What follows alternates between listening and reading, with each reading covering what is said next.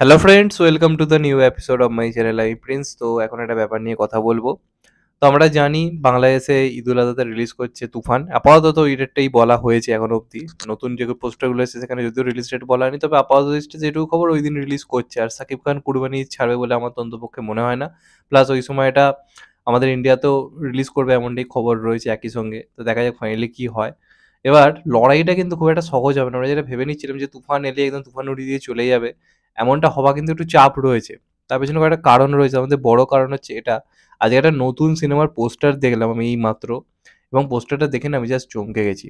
তাই মনে হলো অবশ্যই এটা নিয়ে কথা বলা দরকার রয়েছে, এবং যার সিনেমার পোস্টার তাকে আমার দারুণ লাগে। কথা বলছি সিয়াম আহমেদকে নিয়ে। সিয়াম আহমেদ আমার খুব পছন্দের একজন অভিনেতা। তার কিছু কাজ আমি দেখেছি। পোড়ামন, পোড়ামন টু, তখন কিছু কাজ আমি দেখেছি, আমার খুব ভাল লেগেছিল। কিছু, কিছু কাজ দেখবেন আমার চ্যানেলে রিভিউও রয়েছে। আমার প্রচণ্ড পছন্দের একজন অভিনেতা। অভিনয়ের দিক দিয়ে বিচার করলে সিয়াম আহমেদকে আমি অনেকটাই মানে ভালো চোখে দেখি একজন অভিনেতা হিসেবে, সত্যি কথা বলতে গেলে।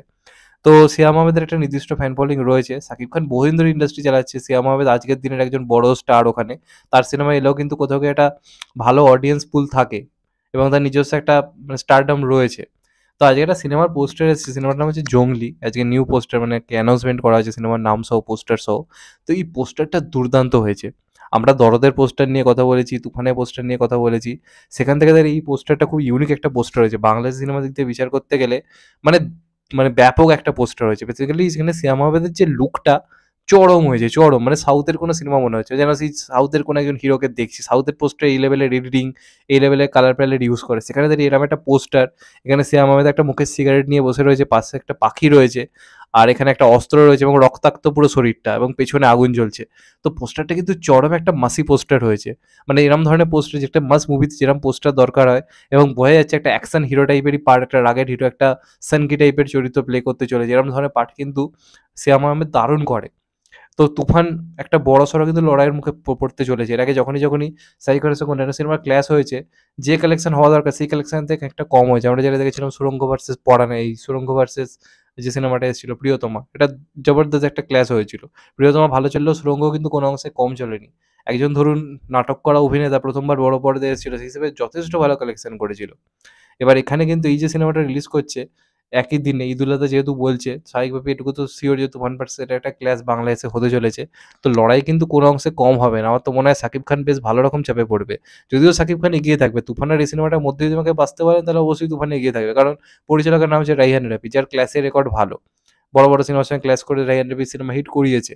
আমরা বড়, বড় সিনেমার ক্ষেত্রে দেখেছি। পরান, পরান বহু সিনেমার ক্ষেত্রে দেখেছি। তো সেটা একটা ব্যাপার তো অবশ্যই রয়েছে। ওটা একটা বিরাট পজিটিভ দিক রয়েছে। কারণ রাইহান রাফির সিনেমায় আ যেহেতু শাকিব খানও রয়েছে, প্লাস ২ বাংলা রিলিজ করে, সেই হিসেবে এগিয়ে থাকবে। কিন্তু বাংলাদেশে কিন্তু এই সিনেমাটা কিন্তু কোনো অংশে কিন্তু কম চলবে বলে আমার ব্যক্তিগতভাবে মনে হয় না। তো একটা পোস্টার যেটা থাকে না, মানে ১ম ঝলক একটা পোস্টার দেখে, তো সেটা কিন্তু বেশ ভালো লাগছে। এখানে লুকটা পুরো ইউনিক একটা লুক দেওয়া হয়েছে। তুফানের লুক নিয়ে যতই আলোচনা করি, যাই করি না কেন, আমার তো তুফানের নতুন পোস্টার থেকে বা দরদের নতুন পোস্টার থেকে এই পোস্টারটা আরো জোস পোস্টার লেগেছে। মানে একটা অস্থির করা পোস্টার কোথাও গিয়ে লেগেছে। এবং আশা করব সিনেমাটা ভালো হবে। যদিও এই সিনেমার ডাইরেক্টর সম্বন্ধে আমার বেশি আইডিয়া নেই। যদি কেউ জেনে থাকো তাহলে জানিও। জেএম রহিম মানে কিরম ডাইরেক্টর, আমার সেরকম আইডিয়া নেই, তাই বলতে পারছি না।